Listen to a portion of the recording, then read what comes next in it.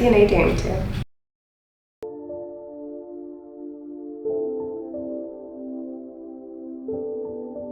I grew up in La Palma, California, which is a very small town in Orange County, right outside of LA. I was raised there by two immigrant parents from Ethiopia. My brother and myself are first generation Ethiopian Americans, and it was a very interesting dynamic growing up as Ethiopian Americans in Orange County, which is predominantly white, and being a woman of color, and then on top of that a child of immigrants. There was always this like cultural battle of trying to figure out where we fit in and how we were going to assimilate. Although we were born in the States, it was just like my parents had to think about instilling the culture in us, but at the same time letting us adapt to the American culture. So it was an adjustment, but I'm grateful for it because I think as I grew up, I took on the traditions and the values of the Ethiopian culture, but still was able to make a name for myself and grow within this community.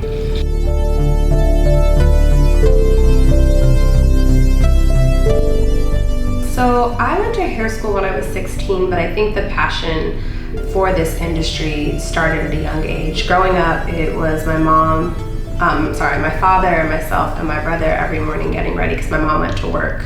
She started work at 6 a.m. So I was responsible for doing my hair in the morning. And although my mom would wash it and prep it and do whatever we did during the week, as I got older, I kind of wanted to have an opinion and have a voice with what I did with my hair. And my dad really didn't know what he was doing, so he was like, yeah, sure, do whatever you want. So I started playing with different hairstyles.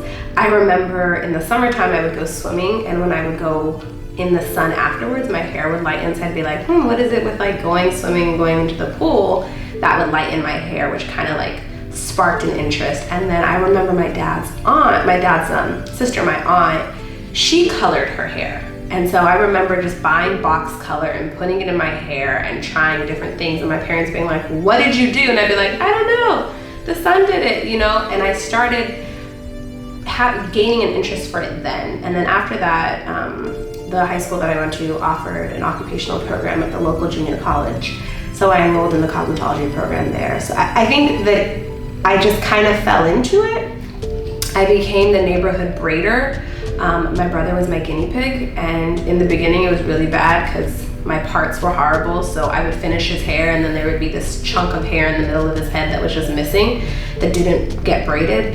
And I'd be like, I'm tired, I don't want to do it anymore. And my parents would be like, no, you can't just send him out in the world like this. So it really allowed me the opportunity to practice and like hone in on my craft. And I think from there, one thing just led to the next, and here I am today.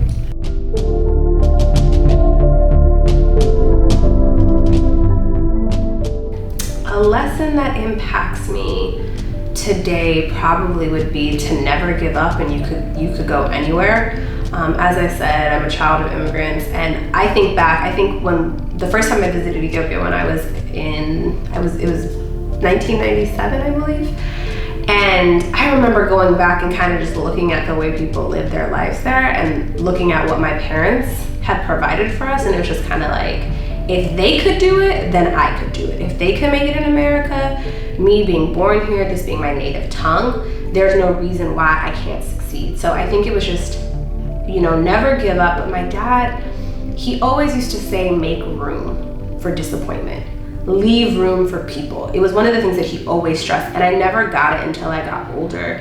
And as success came, if you have expectations of others, it's just gonna lead to disappointment. So I began to just kind of like always leave room for people to not follow through. And I think inevitably it made me realize that if I wanted something, I had to do it. I had to work for it. And if I want it, I could go after it and I'll achieve it. And I can't depend on someone else doing it for me.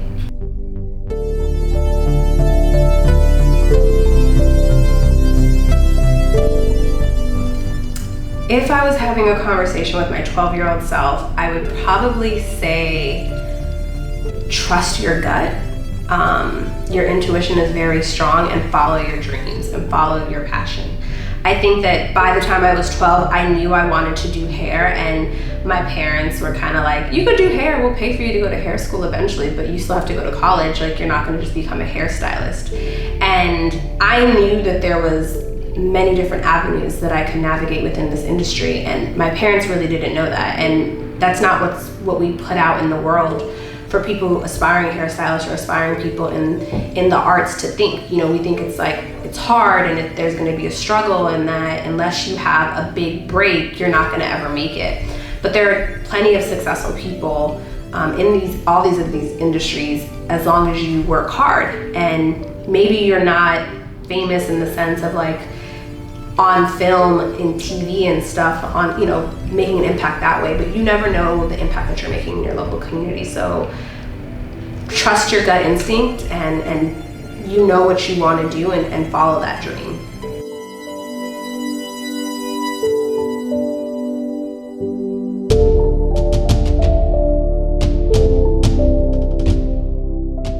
Honestly, for me, my transitional or that aha moment within my career came once I was already into it. I think that once I started working in a salon and understanding how to interact with clients and listening to my clients, and I walked away from being just a hairstylist and like really understanding the craft, really understanding that you have an opportunity to connect with people, understanding that every woman that comes into your chair or every man that sits in your chair is going to have a different story, a different perspective, a different journey. And for me, I realized that this is what I wanted to do, and this was the impact. I wanted to make an impact in this industry and in this world by listening to the stories and the struggles that my clients go through. I've had clients come in, sit in my chair, women who are going through divorces, who are in abusive relationships, who just got laid off, who just aren't feeling the best about themselves. And there is something that happens, there's this magical moment after they're finished getting their hair done, where there's this boost in their confidence, and they get up from that chair and they walk out that door just feeling a little bit prouder and standing a little bit taller and just feeling a little bit more confident. And that was I think, especially once I moved to DC and I started to interact with older clients and kind of hearing their struggles and their successes, I realized this is where I wanted to be, and this is the industry that I wanted to stay in, and figuring out ways to use this industry to empower other people.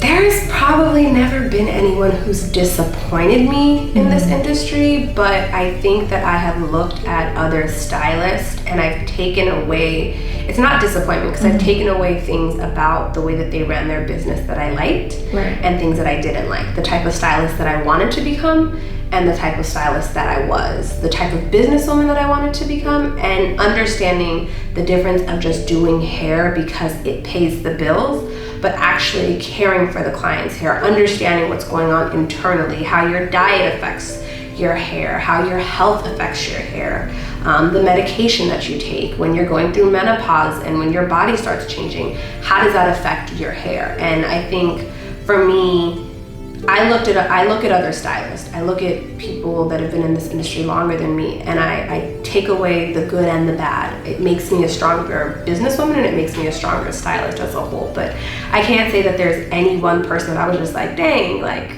you just let me down, you know? There's no one in particular that I could say. There are so many silent mentors that I have, and there's so many people that I look up to in this industry.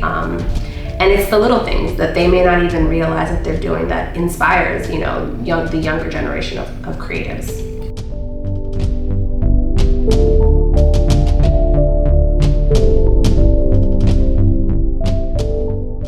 So, funny enough, the first celebrity or known person that I styled was when I was assisting my mentor, and we were working with Tashina Arnold. And he was just like, yeah, Tashina's coming. And I was like, okay, I don't know who that is. I was like, whatever. I didn't know who she was by her name. And it's still something that I'm guilty of. I don't know people. So he was like, Tashina's coming, and probably an hour and a half into her appointment, we started talking. She was just like, yeah, something Martin. And I was like, oh my God, you're Pam from Martin. And it was like this moment, and my mentor looked at me and he was like, really, Yene? And I was just like, I'm sorry. I just didn't know who she was. And I was looking at this woman and I'm like, she looks familiar, but I didn't know who she was. So there's a lot of moments like that that I've worked with you know, high profile clientele and celebrities, and I'm just kind of like, who is that? What's their real name? Like, and I always am joking with, you know, with everyone. I'm just kind of like, well, what do they play in? Like, how would I know them? What's their hit? And I think that it's a good and bad thing, because you should definitely know. It made me learn that I should probably do research on clients prior to, just to understand how they wear their hair, not to dig or learn about who they are, but just kind of know who they are in the sense of like, what is their style.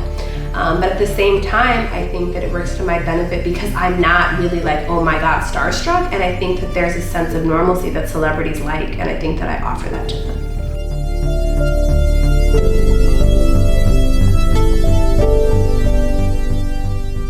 So I remember the first time that I remember so vividly when I got the call and I was asked to work with Mrs. Obama exclusively. And it was probably a Tuesday or Wednesday afternoon. I was at the salon, and at the time I was still working at my aunt's salon. This salon was in the works. I was kind of all over the place, like making sure construction was going right. And when I got off the phone, there was this moment of like, I've worked with this family for about 8 years now, and I wasn't the face of people didn't know that I worked with them, but I did. And I liked that. I liked that it was like that. I liked the sense of normalcy that I had, and I liked the fact that people gravitated towards me for who I generally was, and not for the opportunity of getting close to them or having access to them or asking me about their personal life in any capacity. And so it was that moment where it was just kind of like, when it was hard to stick it through, when there were long sleepless days, when I'm on the opposite side of the country, when there's like significant things going on in my personal life and my family, all of that hard work and all of that perseverance and everything that I endured to get to that moment, it came to fruition.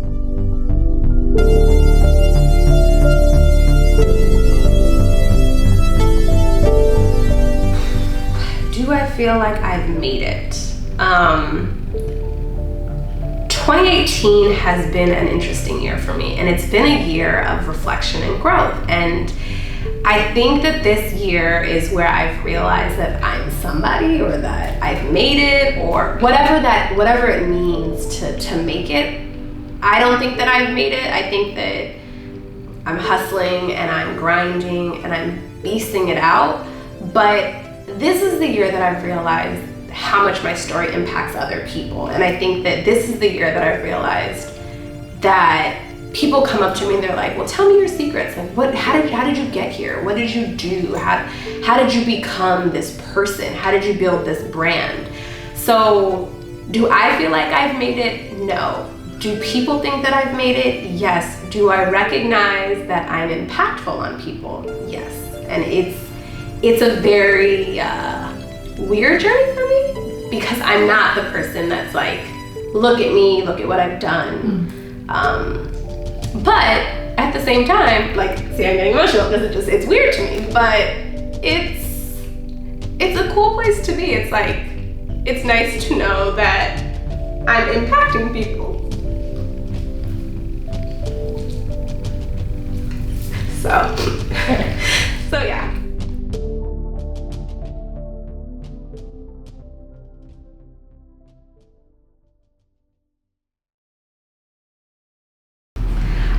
Growing up, I was raised from